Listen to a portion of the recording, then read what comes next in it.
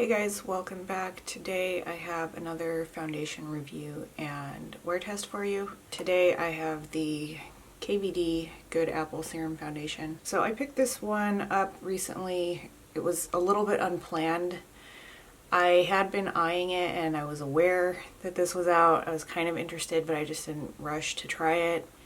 But I did swatch it in store on one of my recent Sephora visits, and I liked how it felt for the amount of coverage that it seemed to have, and so the texture is really what sold me on it, and I took it home with me. I have been using it for almost 3 weeks at this point, and I feel like I've got a pretty good feel for it, and I'm going to go ahead and give you my review and wear test throughout the day. So for this wear test, I am going to be wearing the sunscreen. I'll put in a few pictures before and after.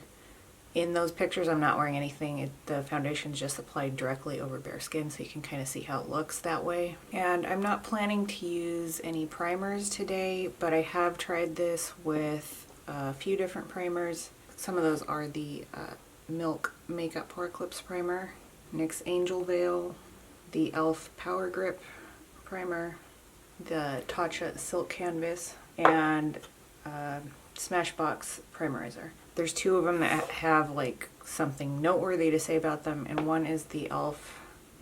Hydro Grip Primer. This one having a sticky finish to it once you put it on the skin. It makes it like so the foundation's a little bit hard to spread over it, like it sticks extra good like so that it doesn't spread easily. It is still usable. I can still apply the foundation. It just takes a little bit extra effort.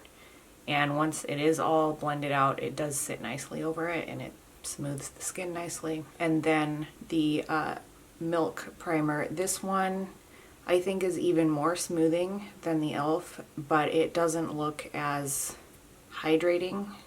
This one, I think it has little microfine powders in it, and so that's probably why. And especially in areas with like the largest pores, like right here, I will notice the foundation kind of looks more dry right on top of those pores. It's kind of a minimal issue. It doesn't look super obvious unless I'm looking up super close. And it wouldn't stop me from using these two together again in the future. But that's something to know about this primer and probably other primers like this. I'm just putting on some sunscreen now. And I really like how the foundation sits on this sunscreen. This is a very hydrating, creamy feeling sunscreen, and it smooths the skin a little bit. It's almost like a primer in itself.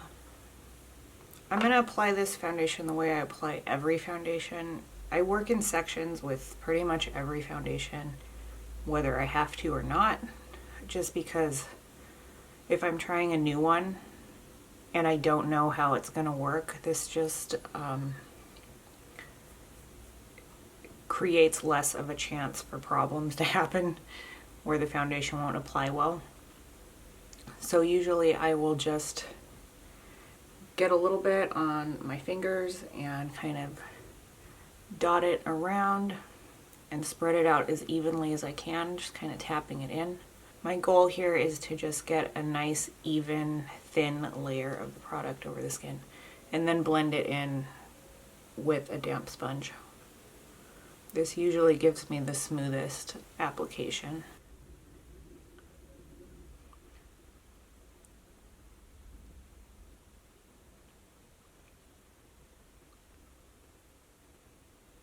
So one thing I want to mention here is this foundation is, it's got a natural coverage, or not natural finish. It's not super dry looking, but it isn't, and it doesn't feel dry, but it isn't as hydrating as like some other foundations I've used. And I do have some lines kind of forming here. I will notice throughout the day, especially if I powder over it, those become more obvious. This may not be the best choice for somebody that has a lot of lines, or you notice like cracking in your foundation and that's an issue for you. It isn't a huge problem for me at this point in my life, but it may be going forward. This is another problem area for me too. I have a lot of large pores there that are becoming more prominent, it seems like, very quickly. So I try to, with heavier foundations, to apply it more lightly in this area. I don't need much actual evening of the tone here. I mainly just want this to look smoother, and so that's why I apply foundation here, because foundation does kind of smooth out the look of pores a little bit. I don't find this foundation is particularly good at smoothing. I have other ones that are better for that, but I don't think that it makes it look worse.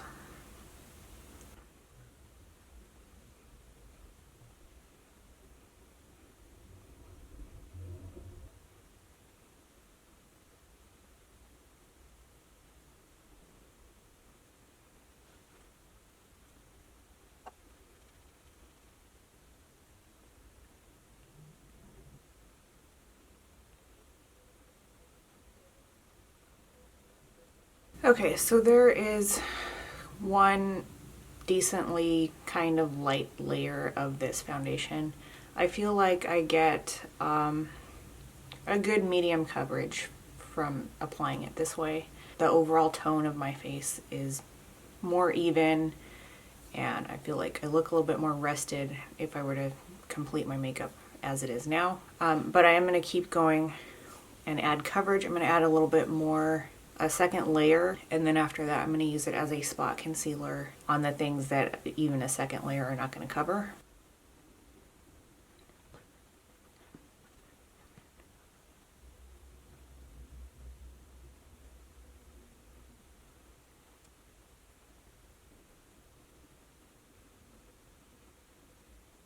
Okay, so that's about what I would do for a second layer. I didn't add another layer on the nose.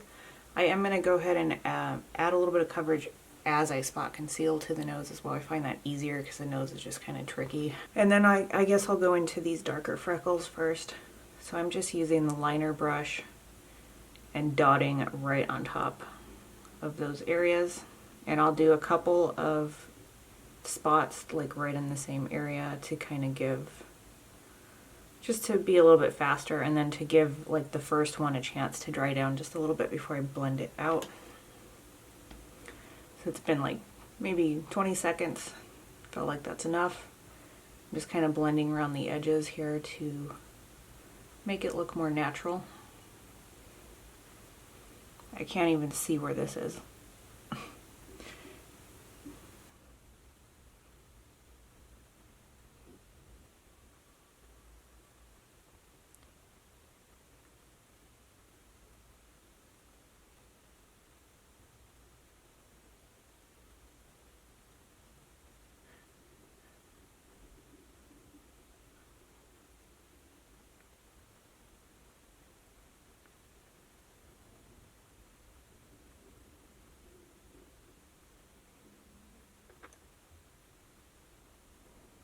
This whole process is very long. If I needed to be out the door quickly, I would just put one layer like I did at first, and maybe a second layer on like certain spots, but I wouldn't go into spot concealing with this if I was in a rush, because this takes forever. It's just nice to know that you can do that with this foundation. It can take the place of a concealer. And then the final thing is I'm going to use it as under eye concealer. This is not my favorite product to use that way, but it can be used that way. I prefer things that are very hydrating under the eyes because I'm getting older, I've got more fine lines, the skin is dehydrated there. But it can work. If you're younger, if you don't have issues with dry skin, you'll probably be fine.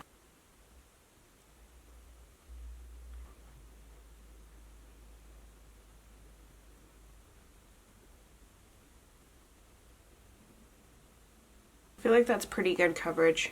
Sometimes I'll go in with this same flat brush to add a tiny little bit more, like in the very deepest, darkest areas.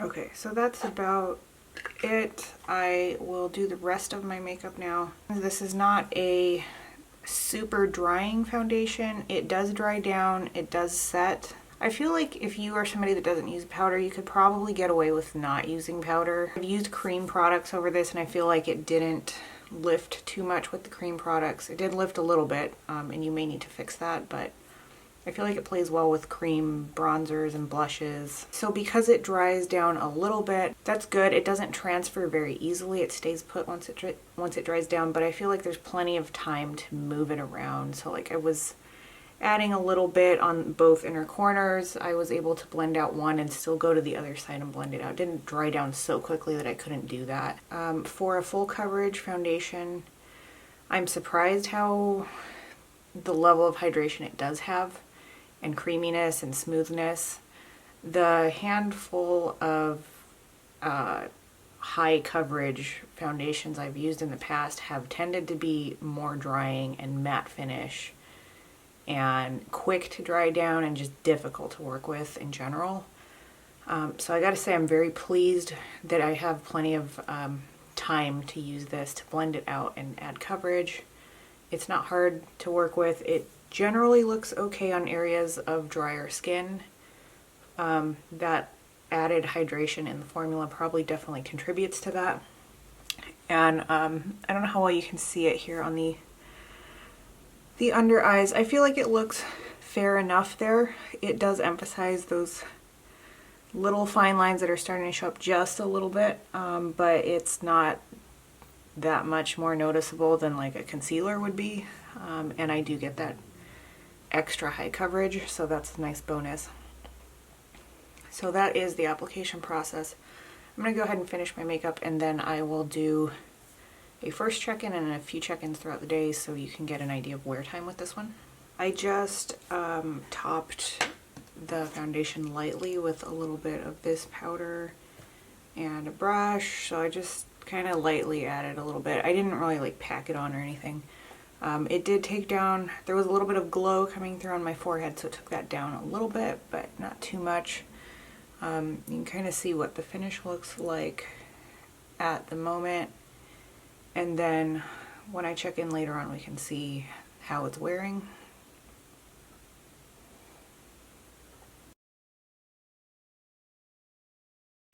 So we can see how it's looking now. I think it's a little bit more shiny than it was when I first started. It's not quite to the level where I would powder it yet, so I'm just going to leave it alone. I think I'll probably need powder at the next one, but we'll see. And then I'll show you as best I can where I used it as concealer. It is a little bit creased in that fold that's underneath my eye. It's not terrible.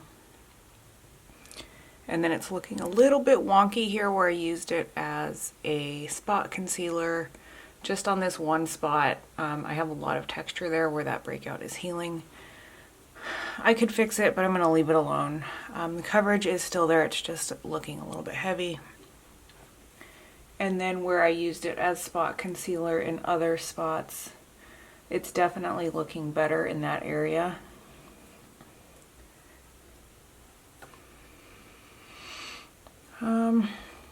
And then this little line that I'm developing in my forehead, it is gathering just a little bit there, but still it's not so bad that I'm worried about it. I mean, I feel like I'm okay with the way that it looks at this point.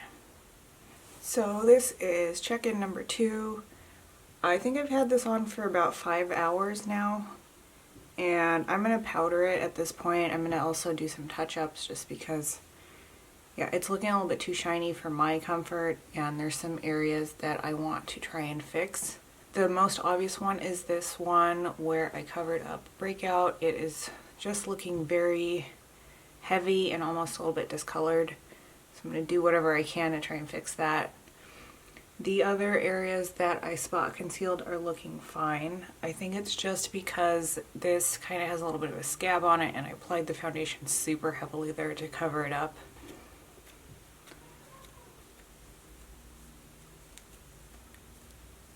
While this says it is transfer proof, I don't think that's true, because when any foundation gets to this level of oily, it rubs off very easily. So if I touch it, it's gonna rub off. This is an area where I spot concealed and it was very easy to just rub it off there. Transfer proof is, yeah, at the beginning when my skin is not oily, it doesn't move, it stays put, but I don't think that's really a claim that I take super seriously.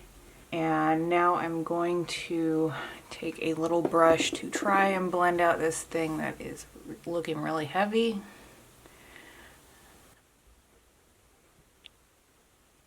And then I'm going to blend out the areas that have creased a little bit under the eyes. And this little line, I haven't really gotten much, I did wipe it, so that probably doesn't help, but it doesn't look like much settled in this line here or around the corners of my nose. It looks like it kind of stayed out of those areas.